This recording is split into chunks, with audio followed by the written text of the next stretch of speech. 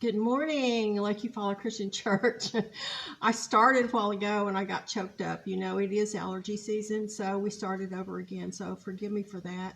But today is ladies' meeting. So ladies, get up, get ready, get down there. You know, we're going to have a wonderful meal and we're going to have a great lesson at the church immediately after church, and then we have ladies' time together, and we're going to study some of the final chapters in the book that we've been reading for quite some time. It's been a great study. Okay, now what we're going to do today is get into chapter 17 in class. But what I want to do to introduce chapter 17 is take you back to chapter 16, because the very last verse in chapter 16 is going to tell us what's getting ready to happen right now. Let me go back to that. This says, final discourse, Matthew 16:28. Jesus says to his disciples, "And I tell you the truth, some standing here right now will not die before they see the Son of Man coming into his kingdom." And you know, guys, when you think about that and you read that and you say, what does that mean? He says some of them aren't going to die before we think he means come back again. That is not what he means here. This is what he means. He takes them then in Matthew 17 to a mountain, and he's transfigured there. And I'm going to read to you verses 1 through 8. 17:1. Now after 6 days, Jesus took Peter, James, and John, his brother. James and John are the sons of Zebedee. And you know, Peter, James, and John always seem to be part of Jesus's inner circle. If you recall, when they were in the Garden of Gethsemane, he called over these guys to pray with him, to sit with him. And you know, these are often the three that he takes with him when he does something really special. So he takes Peter, James, and John, his brother, and led them up on a high mountain by themselves. And he was transfigured before them. His face shone like the sun. His clothes became as white as the light. And behold, Moses and Elijah appeared to them, talking with him. What do you think they're talking about? This is Moses and Elijah. Now, did these guys say, well, who are those people? They apparently knew who they were immediately. Moses and Elijah appeared to them, talking with Jesus. Then Peter answered, and he said to Jesus, "Lord, it is good for us to be here. If you wish, let us make here 3 tabernacles, one for you, one for Moses, and one for Elijah." Now, you know, and you're thinking, Peter, why do you interrupt this? I mean, you know, this is interrupting Peter. I mean, why would he do that? But, you know, he thinks he's doing something good. You remember, he just got pats on the back there about 6 days ago. So now he's feeling really empowered, and he wants to tell them that he's going to build some tabernacles for them up on that mountain. Well, the Jews believe that this happened during the Feast of the Tabernacles. This is the time when the Jews, they would build a little lean-to, and it might even just be right outside their house. And they might just stay in that lean-to, that little hut or that little shed. They might just live in there for about a week during this time. And what they're doing is they're remembering the time that their ancestors spent in the wilderness, but in the 40 years that they were there before they were allowed to come over into the promised land. So Peter is saying, you know, if this is in fact during the festival of the tabernacles, and we don't know that, but we do know this. We do know that Peter is saying, let me just build you guys a little hut, and you'll have one, and you'll have one, and you'll have one. You know, the only thing I can see that's wrong with that is that he's putting Moses, Elijah, and Jesus all in the same category. I'm going to build each of you guys a little hut. But you know, at that point in time, Peter is still learning, isn't he? And Peter hasn't quite gotten it yet. Let's go on to verse 5. And now, while he was still speaking, so here's Peter still speaking, and Peter is just forming his next sentence on something that he's going to say that is going to just be an outstanding way to talk to these three gentlemen who, he's supposed to be listening. He's supposed to be over here with the other two guys. But instead, Peter is interrupting Peter, and while he's still speaking, behold, a bright cloud overshadowed them. And suddenly a voice came out of the cloud saying, "This is my beloved Son, in whom I am well pleased. Hear him." Now, have you ever heard a kinder way to tell somebody to shut up, Peter?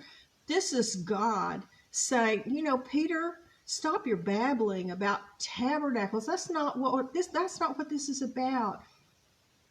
But, he says it in a kind way, but he scares them to death. Because, and when on verse 6, and when the disciples heard it, they fell on their faces. They were greatly afraid. Well, yeah, that if a cloud comes over me, I'm out in the yard and it starts speaking, yeah, I'm going to be scared to death. I'm going to fall on my face. But Jesus came. Here's this kindness of Jesus, loving Jesus. He loves them. He knows they don't get it. And he came and he touched them. This is verse 7. And he said, "Arise and do not be afraid." And when they had lifted up their eyes, they saw no one but Jesus only. Okay, so that's the entrance to our lesson today. Lots of cool stuff we're going to talk about today. One of the things that I'm going to do is try to show you what high mountain was close to where they were at the beginning of the chapter 16, because it says they're in Caesarea Philippi. Now, here's what's interesting. If we got to take a trip today to Israel, the tour bus would take you to an area that's much closer to Jerusalem and show you a high mountain there and say, this is the Mount of Transfiguration. But in fact, we're told in Scripture where they were, and they were miles away from that in the beginning of chapter 16. Not that they couldn't have walked all day and all night and gotten there for days, but we're going to look at what the possibilities are, which is kind of interesting. Now, Jesus' face in Matthew 17:2, when he was transfigured before them, his face shone like the sun, and his clothes became as white as the light. I remember times, I thought, when I read this, I was thinking about times when Jesus seemed to be transfigured, or when we think Jesus was transfigured in front of someone. When we did the study of Daniel had a vision, and it doesn't say it was Jesus because, Daniel lived many, many, many years before Jesus was ever born. But Daniel saw a vision of a man who was as white as snow, and his hair and the hair of his head was white like wool, which sounds a whole lot like Jesus, doesn't it?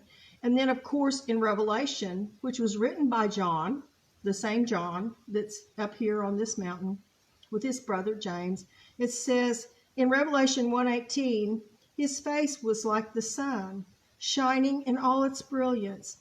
Guys, and I just think about someday when we get to heaven, we're told that we don't need the sun there. We're not going to have the sun there because Jesus is the light.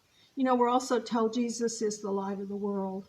And, isn't it a wonderful thing to think? Isn't it just amazing to imagine what it must have been like to be one of those three apostles up on the mountain with Jesus, and to see Jesus, Elijah, and Moses all together talking?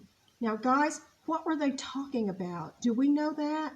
Yes, in fact, we do know that, but not from Matthew. But if you'll turn over to Luke 9, verses 30 and 31, this is what it says. And behold, two men talked with him, who were Moses and Elijah, verse 31 says, who appeared in glory and spoke of his decease, which he was about to accomplish. Okay, you can't help but believe. You've got to understand. Here's Moses and Elijah. They've come down from glory. They're talking to Jesus on top of this mountain. He's transfigured as he talks to them. and they're talking to him about the end.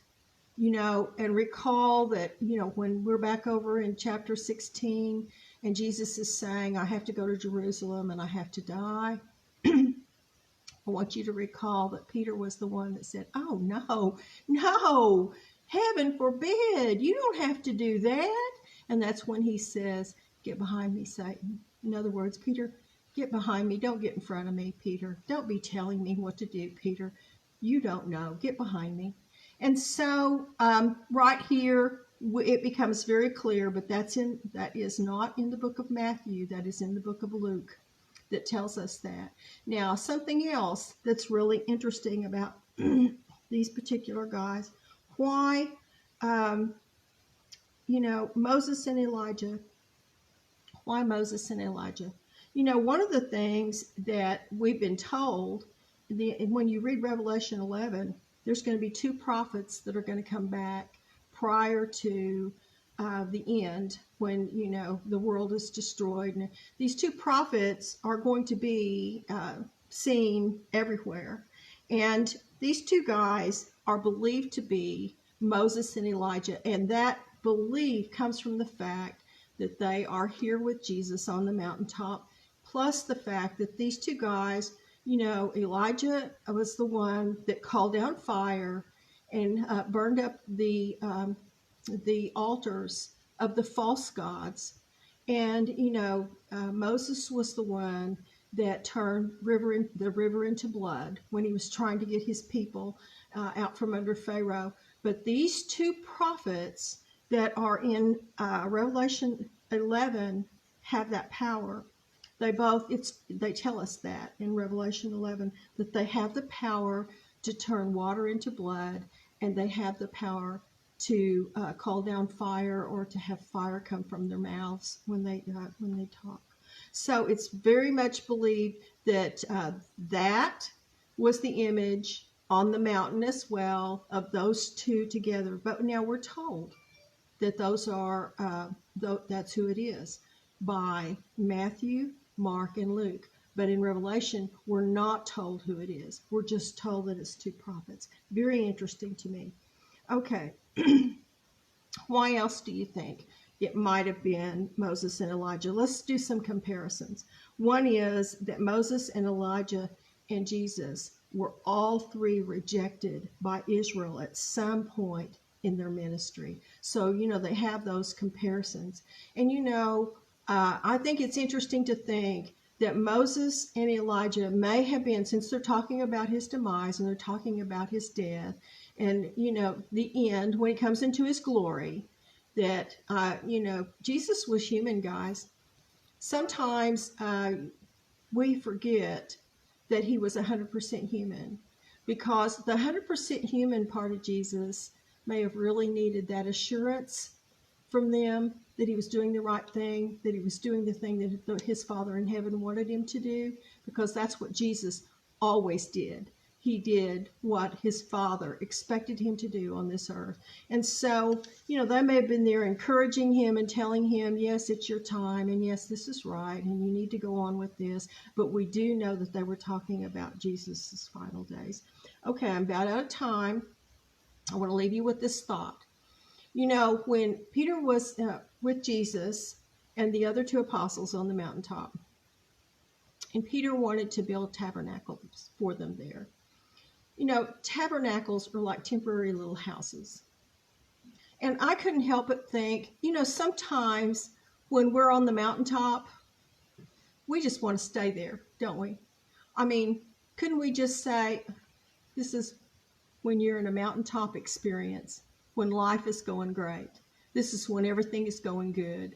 And all we ever want to do in this life is just get through this deep valley here so we can get up on the mountaintop, right? Well, Peter wants to stay there. Well, you know what? We want to stay there too, don't we? But here's the thing. It's not so much the mountaintop experience, guys. It's what we learn by going through the valley. That's going to be the lesson for the women's class today as well. I thought it was a wonderful example that we had that in our Sunday school class and in our women's class today. It's not so much going through the valley, and trying to climb the mountain. It's the lessons you learn and the way you use the lessons that you learn to praise and to serve God. Guys, have an awesome Sunday. I'll see you at church. I love you guys, and I'll talk to you later.